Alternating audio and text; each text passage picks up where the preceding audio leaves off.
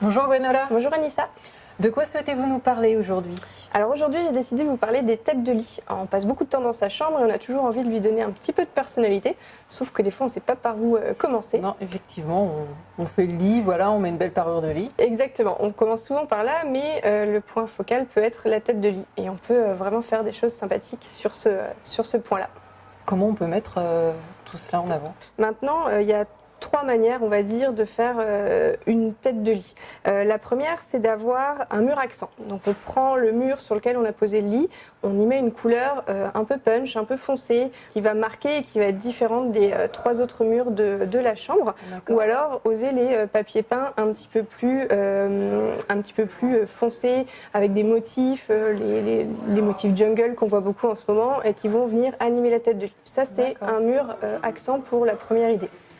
Ensuite, on peut avoir une tête de lit mobilier. Donc, c'est-à-dire que là, vous allez chez votre marchand de meubles préféré et puis vous choisissez avec lui une tête de lit qui va être dans le matériau de votre choix, qui peut même avoir les tables de chevet intégrées et qui va prendre une très grande largeur. Mais quand on achète la tête de lit, il faut acheter le lit en même temps ou est-ce qu'on peut vraiment faire les achats séparément sur Les deux fonctionnent. Il faut se renseigner, mais on peut avoir la tête de lit qui fonctionne toute seule. Après, il y a d'autres modèles qui effectivement sont rattachés à un cadre de lit et un sommier.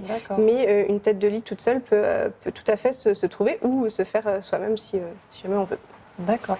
La troisième méthode, c'est d'avoir la tête de lit un petit peu plus délimitée. On a déjà nos chevets, on a déjà plein de choses, mais il manque juste un petit pop sur un petit quelque chose.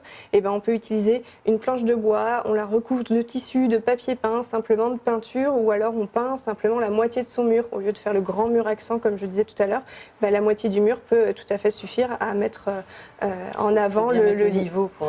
Oui, bon, on met 60-80 cm au-dessus du matelas pour que ça ressorte. On fait en sorte que les lampes de chevet soient intégrées dans cette hauteur. Mais après, voilà, on peut tout à fait s'amuser. Donc, je suis passée chez Story. J'ai acheté une tête de lit. Une fois que je suis dans mon lit, je commence à lire. Comment puis-je éclairer ma lecture? Plusieurs manières. Peut-être que Story vous a proposé les luminaires intégrés dans leur tête de lit, justement. Ça fait un rétroéclairage, ça peut être doux, etc. Vous pouvez aussi avoir les lampes de chevet classiques, mais on peut leur donner un peu de personnalité, ne pas les penser trop petites, oser quelque chose d'un petit peu plus gros. Puis troisième solution, c'est d'avoir des suspensions. On libère le dessus de la tablette ou du chevet et on fait descendre du plafond un fil et puis on met une suspension, les ampoules très à la mode, etc. Et on a un chevet qui est complètement libre pour nos petites affaires et ça anime encore une fois la tête de lit. Eh bien, merci Gwenola pour toutes vos astuces et vos conseils. À bientôt. Au revoir. Au revoir.